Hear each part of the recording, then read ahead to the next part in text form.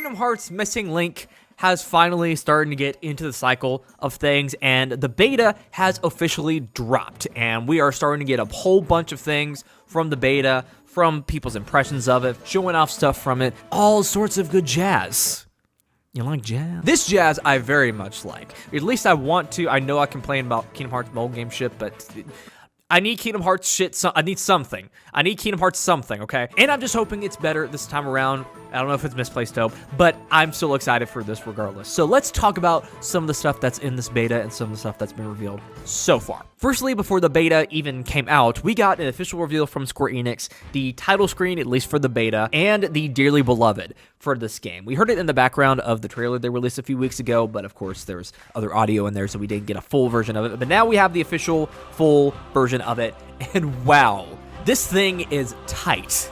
I tell you what, Dearly Beloved is an amazing song no matter which way you interpret it, but they went with a very unique direction this time, as you can hear in the background as I'm talking. Reminds me a lot of like a marching band kind of thing with that big drum section and that big backing beat. Also some little bit like a hip hop in there or something like that. Can kind of hear the Neptunes and Pharrell Williams a little bit in there, and that's why I made a mashup of this shit is bananas, B-A-N-A-N-A-S. Pharrell's about to sue. Nah, but for real, this is peak. This is lit. It is lit. I love what they're doing with Dearly Beloveds nowadays. It seems like they're taking them in very new directions and using a lot of unique styles in them, like with the jazziness of the last Dearly Beloved, and that's kind of in here too in the second half of it. But now we get this banging beat. But yeah, now let's get into the actual beta itself, because it's out now. People are playing it. People are talking about it. People are showing clips, and hoo boy, there's a lot to talk about. But before we get into it, though, I just want to give a spoiler warning, because I know some people want to have like a clean slate going into this game and don't want to get spoiled. So I would suggest bouncing out now. Just have patience, because that's what you're going to really need at this point, because it's going to be everywhere. Let me tell you what. Let's go. So I'm going to kind of go in order of events as to how you would experience them when you actually play the game, like from downloading the game to actually start playing the game. Firstly, here is the icon for the game on the App Store as of right now. I'm sure that CBT won't actually be there when the game actually launches, but that background there with the heart and the world map is seemingly going to be the logo for Missing Link when it actually comes out. And I think that's really cool, you know, implementing that map system in there, really emphasizing that GPS element. So that's really cool to see. The App Store download is only about 232 megabytes, but the actual game itself is around 1.7 gigabytes. So, you know, still fairly large kind of thing, but not too crazy big, at least for this beta, because I'm sure some stuff is missing from it and doesn't have everything in it that it would have in the final version. So you go in, start the game, and then you start downloading all the documents and data, stuff like that, like you would do with any other mobile games. And I'm not sure exactly the order of this. I'm not a person who's playing it or anything like that. I'm going in the presumptive order here. You are taken to the character creation screen. So this has some cool elements right here. There's a lot of customization here. It's not the most extensive thing in the world, but there are some cool elements here. For one, they don't have like a male-female option here. It seems like they have a Type A and a Type B character model set. In the images that's shown here, I don't see a difference between the two, but I guess it's presumptive between like male and female, but they just don't say male and female. Other options include just general facial features like a nose, eyebrows, mouth, eyes. The color of the hair, there's a color wheel on the side there where you can customize exactly what color it is. There's earring options as well, like you can do a full earring kind of thing on there. Not the most extensive thing in the world, but I think for this game, it fits. Players in this game are called drifters. The description here says, those without memories who wash ashore on Scala Ad Calum once in a blue moon. They are presumed to have arrived from another world by way of distortions, but their existence is a mystery. So once that is done and you presumably give it a name, you are then taken to the dive into the Hearts section, where you start to do the gameplay options that you usually do with a Kingdom Hearts game. We have Mickey, Donald, and Goofy representing the standard sword, shield, and staff here if you want to focus on defense, magic, or attacking and stuff like that. And, that will change how the way you level up and the way your stats are and so on and so forth. It then gives you a tutorial Heartless to fight, and here's where we get into the actual gameplay of this and how it's going to work.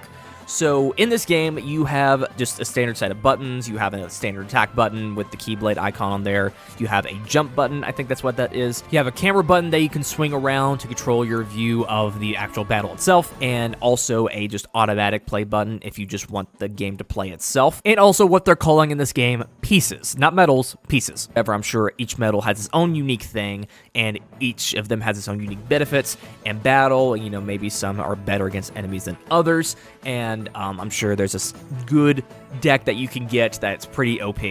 But, you know, there's a mix of the standard Kingdom Hearts gameplay in here with the kind of system that they had in Ewing Cross and Dark Road, which I think is really cool, and I sure hope they do some unique and cool things with it. I'm not seeing too many things about it right now, because, again, this is very early. I'm doing this in the morning, recording this stuff, so we are still learning how this is all working. After you finish that battle, you then go into Scala Ad Calum itself, and you're given this kind of opening movie thing, and you know what? I'll just play it verbatim.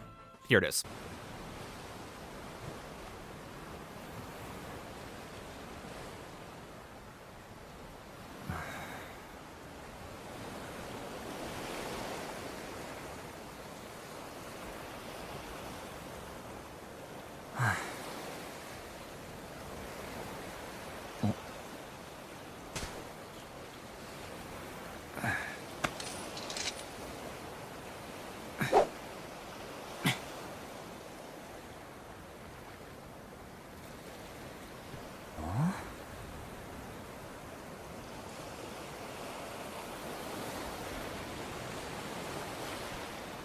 幕が上がり、物語が始まる。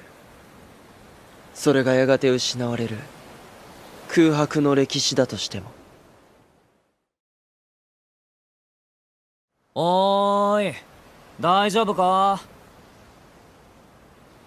お、気がついたか。なあって。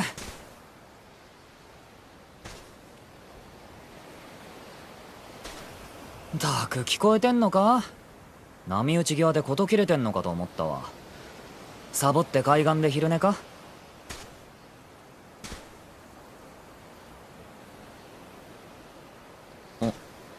何？キーブレードなんて珍しくないだろ？お前キーブレード使いじゃないのか？俺はレムス。この辺に歪みが出たから巡回中なんだけど。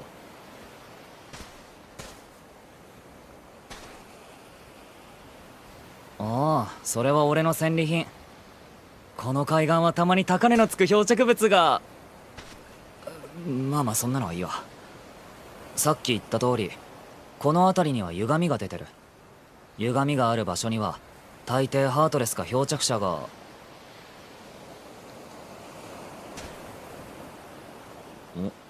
おいおいおいおい、俺のだって。最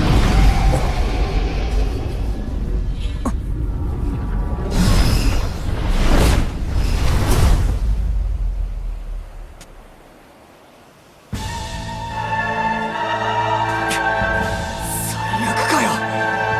逃げろ。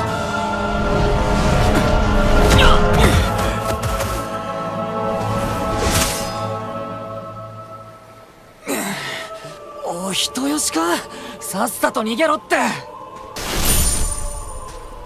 おい！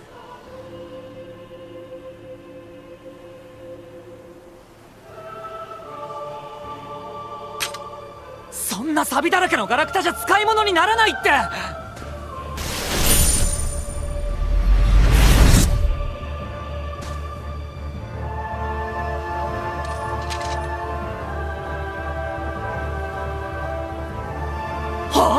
お前やっぱりキーブレード使えるのかよ。 That character you're seeing right there, his name is Remus. He is a new character, obviously. We're seeing a lot of new people in this game. And he is basically saying, like, hey, where'd you come from, kid? What are you doing with that Keyblade? That Keyblade's very rusty. That's kind of like a piece of junk. There's a lot of weird stuff going on in Scala Ad Calum in the Astral Plane. We'll get into that in a minute. Also, look at this man's Keyblade, though. Then that Heartless shows up, and then you go into a battle with that Keyblade, and presumably he's like, oh, you know, you got a lot of stuff to show, kid. We are then give the full introduction into Scala Ad Calum, and this is the world logo for it. It is banging. It is awesome. Look at how just fancy it is. It's just... I'm loving everything about this so far. Just the Starry Night and just the way that it's written. It's just... In that music, though, the music, oh my goodness. We're going in such a jazzy direction with Kingdom Hearts music now. You can hear it in the background here as I'm talking. And it's just, oh goodness gracious. I'm in love with this so far. This is all great. Then we get into the actual hub world of Scala Ad Calum itself, introducing the world and stuff like that. And there's a lot of things you can do in this hub world right here. You can walk around and talk to different people. It's Moogle right here, this guy Moogle that has a really cool hoodie on. We get to see a hoodie Moogle Kupo. There's another Moogle shop there where I'm presuming you can buy some gear and some medals and some other things like that. There's a place that you can't go into, at least in this footage right here that I'm seeing. So, you know, that's something that's going on. And you can see just other players just kind of like walking around and doing their own thing in this area. But then we get to the part that a lot of people have been waiting for. The girl that we saw in that trailer, the one that we've all been obsessing over, her name's Freya. Just so you know. Put that in your username and profile picture immediately. Also, Kyrie's grandmother, though. Shut up, you love it. Anyways, you talk to her, and she gives you a kind of rundown of what all stuff is going on here. So, the Astral Plane, the place that I've been referring to throughout this video, and the place where the majority of the gameplay takes place. So, the way Freya describes it here is that it is a place of mental energies. It is a place that may seem real, but it isn't, and no one lives there, and no one knows exactly what's going on in there. It is connected to their world via quarters that they call distortions, and they speculate that's where the Heartless come from, and they come into their world to steal hearts because there isn't any to steal in the Astral Plane. There are societies of Keyblade wielders that go in there to defeat the Heartless to protect Scala Ad Calum, but they also have to collect pieces, which are the official name of the trophy/medal things that we've been seeing in the gameplay and stuff. And they describe them as memories from other worlds. You can do fights and challenges on the Astral Plane itself to collect some of these medals, but some of them are behind gotchas. But anyways, getting to the Astral Plane itself, there's this place called the dive station that is in the hub world there, so we're diving yet again. And you might remember that first image that we got from the re-reveal of the game and the things that we've seen in the trailer, you know, that construction site looking thing.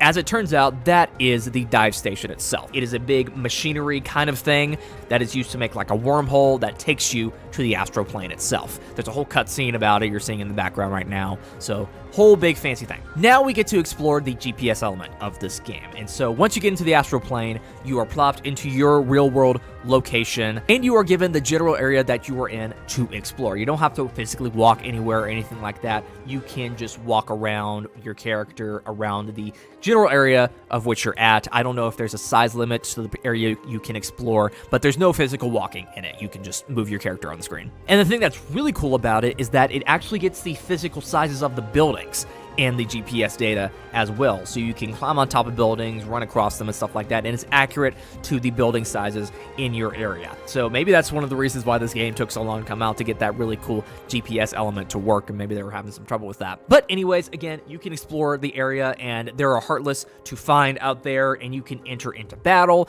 and you can do all the same things that you were doing in there. You can fight the Heartless, and once you're done with the battle, you get a certain amount of rewards. In the battle itself, you go into a gated area, which I think is based on the surrounding area that you started the battle in. So, you know, it would be like a plain old street where you started it. It'll be like a street kind of thing, or if it's just a plain area, you can, it's just a plain thing. And it seems like there's 3 different types of battles in here. One is the standard just Heartless battle, where you're fighting the standard Heartless, and you're getting the standard base rewards for that. Second are the quest missions, which is the stuff that we got from that Moogle I was talking about earlier, where it has a certain goal that you have to achieve, like defeat all the enemies within a certain amount of time, use this ability a certain amount of times, or use your magic a certain amount of times, don't lose this amount of health, or it could be like just a boss battle, whatever. And you'll get ace piece for completing that task. And also jewels and ability points. I also see specific piece like quests on the main map screen as well, so you can probably do that on the main Astral Plane too. And thirdly, you can also battle individual players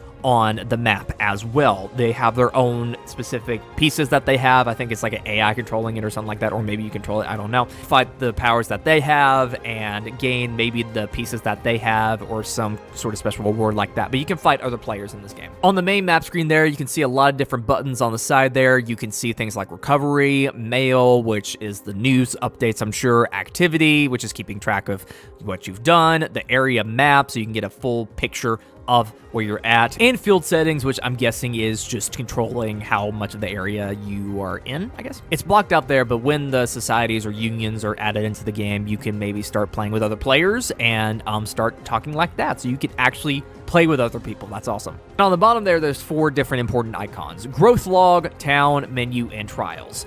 Growth log is a very cool thing, so it shows you how far you've advanced in a certain area, like MP plus or HP plus, and for each time you upgrade your abilities in that area, you unlock new cosmetic items, new just regular items, so you can do a lot of cool things by actually doing the battles. You get a lot of cool upgrades. Town just takes you back to Scala Ad Calum. Menu is just general settings, and then there's trials, which is very important. That is where you are given a certain like amount of challenges to do every day. Remember those daily challenges in Union Cross where you can get jewels and stuff? Yeah, this is essentially the same thing. You can get jewels in here, which is the in-game currency in this game. Can't wait to talk about that.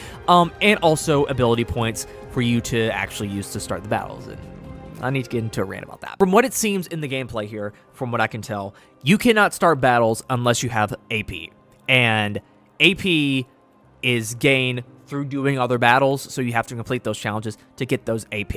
And I am just praying to God that it is balanced to where you don't have to spend money to get more ability points to continue playing the game. So please make it balanced, make it something where it is not that bad. Please make it to where you can just continue playing no matter what. There's no reason that that needs to be there. That's stupid. I don't know, I may be reading into this wrong. I may be completely wrong on that, but from what I've seen, that's required to go into a battle. And of course, player and boss battles cost more AP, so you have to be very careful on when you use that. And that also kind of leads to another feature I found on the map as well. Remember in the trailer when it showed like those highlights on specific big cities, like I saw LA and Tokyo highlighted on there? Those are things where you can get specific treasures for fighting in that area, and of course that costs ability points, and it's a lot of ability points, so you have to shell out in order to do that stuff. And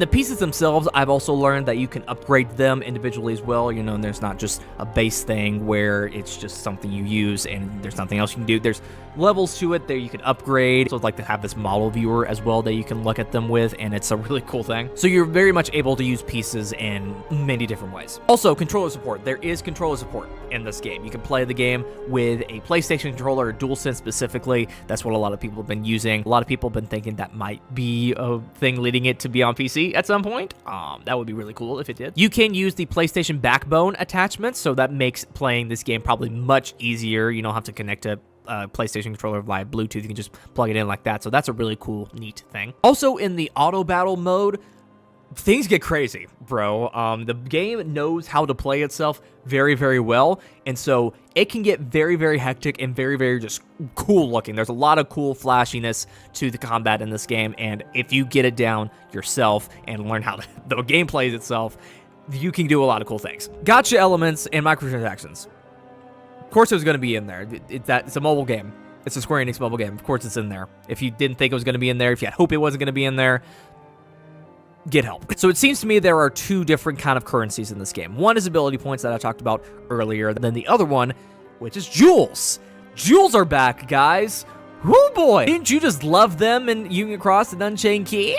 And for the gacha system itself, it gives you passes, and passes let you do one draw, and it gets you the certain amount of pieces. You know, there's a tutorial draw in there that gives you a predetermined amount of stuff, and I think jewels are the things that you use to buy the passes themselves. Some of the pieces include Sora, Riku, and Kairi, the Destiny Islands trio there. That's the main one they kind of advertise there. You know, Mickey, Donald, and Goofy are also ones that you can get into your roster, and just a bunch of other ones from Disney World. It's not just used for that, though. Jewels can be used at the Moogle shop to buy gameplay outfits and some other gameplay synthesis items and stuff like that. So there's more to it than just that. So yeah, kind of standard mobile game shit. You know, it's this kind of same thing that they did with Union Cross, so no surprises there. It's just a matter of how egregious it's going to be in the final game. Hopefully it's not going to be as egregious as Union Cross, but we don't know that as of right now because microtransactions are not part of this beta. Since the data from this will not be carried over to the final release of the game, if they included microtransactions in here,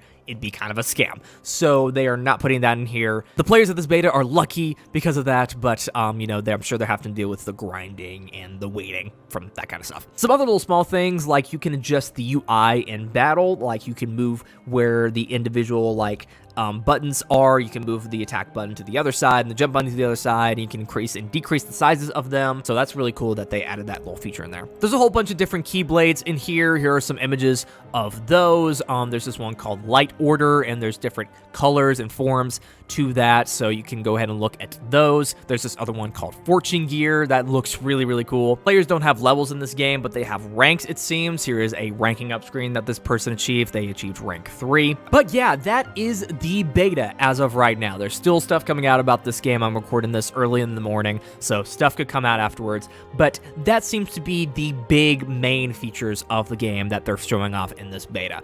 So yeah, looks pretty awesome to me. This game looks pretty freaking tight. I'm very excited to see where they're taking this and what they're going to be doing with it. I'm very excited to see that they're going in for a more traditional Kingdom Hearts gameplay direction here. You know, it's not just swipe left on the screen or tap the screen to make stuff happen and then pay money to get medals, bitch. Going for a much more traditional Kingdom Hearts experience in terms of gameplay and style, and that is very much something I'm happy to see. So I'm very excited to see where they're going to take that into a full version of this game and what all is going to be revealed in the story of this when all that stuff starts to come out.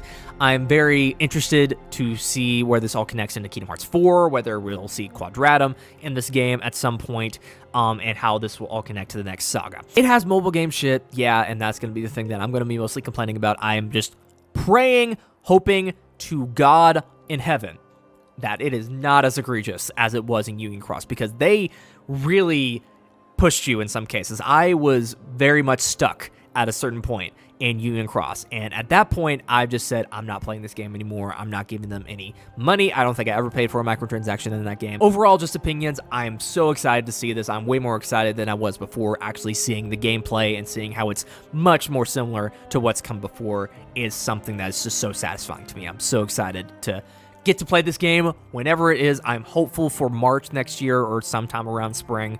That's what I'm hopeful for.